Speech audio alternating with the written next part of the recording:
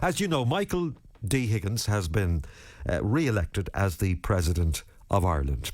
And as a result, I suppose people have kind of ticked that box and we won't have a presidential election again for quite a few years. But there is still this issue of whether or not we should allow our diaspora the opportunity to vote in presidential elections. Now, we're not talking about local or general elections. We're talking here exclusively about our presidential election. Now, Rose Conway-Walsh is Sinn Féin Senator. She's on the line. Good morning, Rose. Good morning, Tommy. I almost said is a Sinn Féin TD, but you hope someday I'll be saying that, do you? I would really love that, yes, Tommy. Yeah. That's up to the people of Mayo. Yep, indeed, and that's for another day.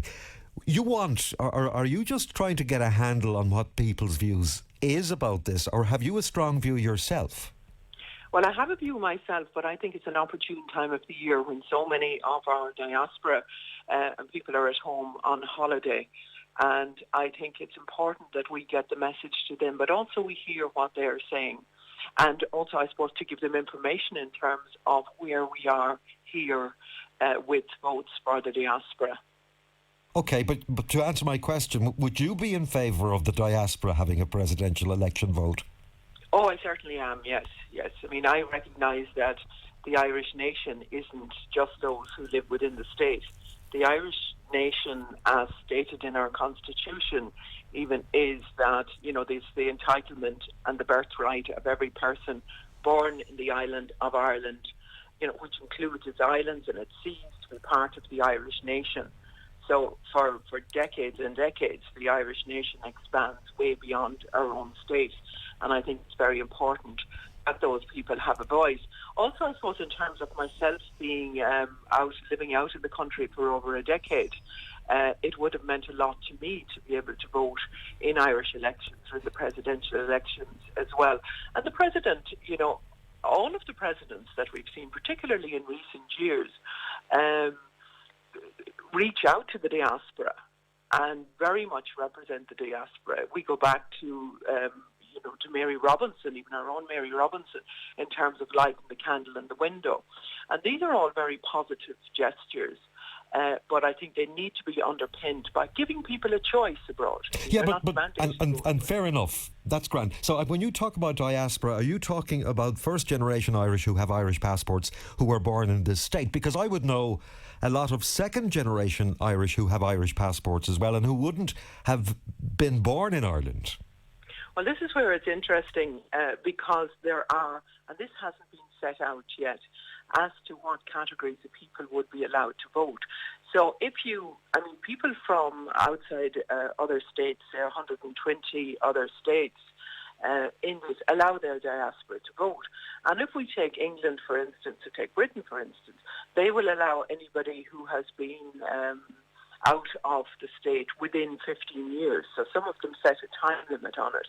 So when the Constitutional Convention looked at this in February 2015, now they looked at it in terms of should the diaspora be given a vote, and it was absolutely yes that they should. And then they examined the different categories. So all citizens resident outside the island of Ireland, 36% thought that they should have a vote, or just citizens who lived in the Republic of Ireland, again 26% said that they should have a vote. So there is, and then there's also the just citizens who lived in the Republic of Ireland as adults who've left for a period of time. So there are different categories, and that's why it's really important that the government, although this has been approved at Cabinet, they need to publish the legislation, and they were to publish the legislation at the end of July, but that hasn't happened yet. To have a referendum in October of this year. So we're a bit concerned that hasn't happened.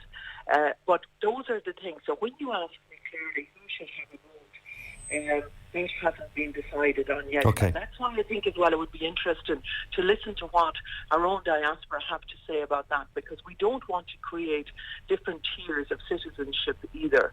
But obviously there has to be a connected, a solid connectedness. Yeah, and that point, I think most people would agree.